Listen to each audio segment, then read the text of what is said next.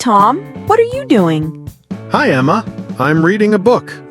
Oh, nice. What book is it? It's a story about a boy who travels around the world. It is very exciting. Sounds interesting. Do you like reading? Yes, I do. Reading is fun. I love getting lost in a good book. Me too. I think reading is one of the best hobbies. Why do you think reading is good? Well, for me, reading helps me learn new words. When I read, I often find words that I don't know. I look them up in the dictionary. This helps me build my vocabulary. That's so true. I also learn many new words from books. I keep a small notebook and I write down the new words I find. Then I try to use them in my own sentences. It's a great way to remember them. That's a fantastic idea. I should start doing that too. And because I am learning new words, reading makes my English better. My sentences become more interesting. I can express myself more clearly. Yes, reading can definitely improve language skills. When you read, you see how sentences are built correctly. You learn about grammar in a natural way. It's not like studying grammar rules from a textbook, which can be a little boring sometimes. Exactly. I feel like my writing has improved a lot since I started reading more. I can write better emails and messages now. I think it's because I'm seeing good writing in the books I read. I agree. I think reading is good for the mind, too. It's like exercise for your brain. How so? When I read, I have to think and imagine the story in my head. I have to picture the characters and the places they go. It makes my imagination strong. Yes, it's like watching a movie in your mind. But it's even better than a movie because you get to create the whole world yourself.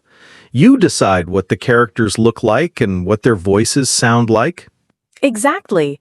And I can learn about different cultures from books. The book I am reading now is set in Japan. I am learning so much about Japanese food and traditions. It's fascinating. I agree. Books can take us to other countries and times. My book about the boy traveling the world has taken me to Egypt, Brazil, and India.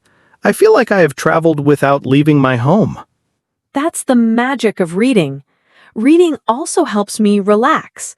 After a long day at work or school, I love to sit down with a good book.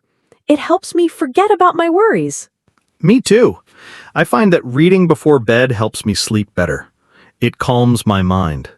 It's much better than looking at my phone before I sleep. The blue light from the phone can make it hard to fall asleep. That's a very good point. What kind of books do you like to read the most? I really enjoy adventure stories. I love the excitement and the feeling of not knowing what will happen next. I also like science fiction books. They make me think about the future and all the possibilities. Oh, that's cool. I like mystery stories. I enjoy trying to solve the puzzle along with the detective in the book. It's fun to look for clues and try to guess who the culprit is. Mystery stories are great too. They are very engaging. Maybe we can share books. You can read my adventure book when I'm finished, and I can read your mystery book. That's a wonderful idea. Let's do that. It will be fun to see what kind of stories we both enjoy. Definitely. But, sometimes I find it hard to make time for reading. Life can get so busy. I understand that. It can be a challenge. How do you try to arrange time for reading? Well, I try to make it a daily habit, even if it's just for 15 or 20 minutes. I find that reading a little bit every day is better than trying to read for many hours on one day. That's a smart approach. Consistency is key. I do something similar. I always carry a book with me in my bag. So if I have a few minutes of free time, like when I'm waiting for the bus or during my lunch break, I can read a few pages. That's a great tip. I should start doing that too. I often just scroll through my phone when I have a few spare minutes. Reading a book would be a much better use of that time. It really is. Those small pockets of time can add up. You could finish a whole chapter in a week just by reading during those short breaks. That's true. I also try to create a cozy reading space at home. I have a comfortable chair in a quiet corner of my room with a good lamp. When I sit there, my mind knows it's time to read and relax.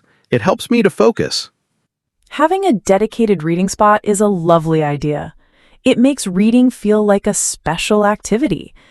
I like to make a cup of tea and sit by the window to read. It's very peaceful. That sounds very nice. What about distractions?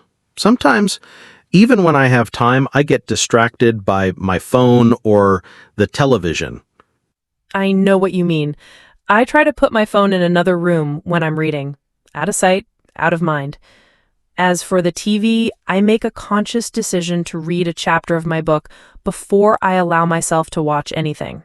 That's a good strategy. It's all about creating good habits and being disciplined. I also find that using different formats can help. Sometimes I listen to audiobooks when I'm doing chores around the house or when I'm out for a walk. Audiobooks are fantastic.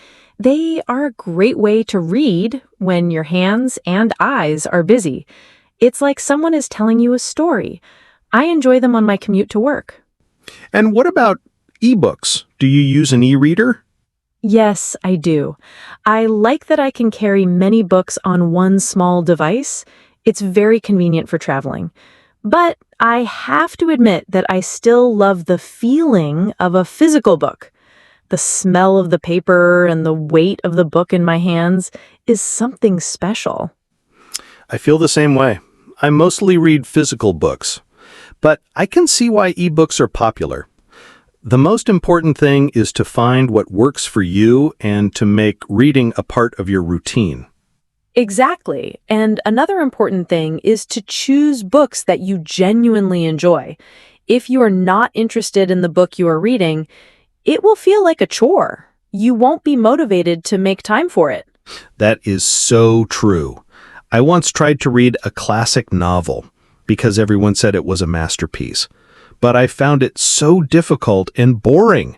I almost gave up on reading altogether. Oh no! That's why it's so important to read what you love. There are so many different genres and authors out there. There is a book for everyone. That's good advice. I used to feel guilty if I didn't finish a book. But now I understand that my reading time is precious, and I should spend it on stories that I find captivating. Precisely. And that brings us to another point.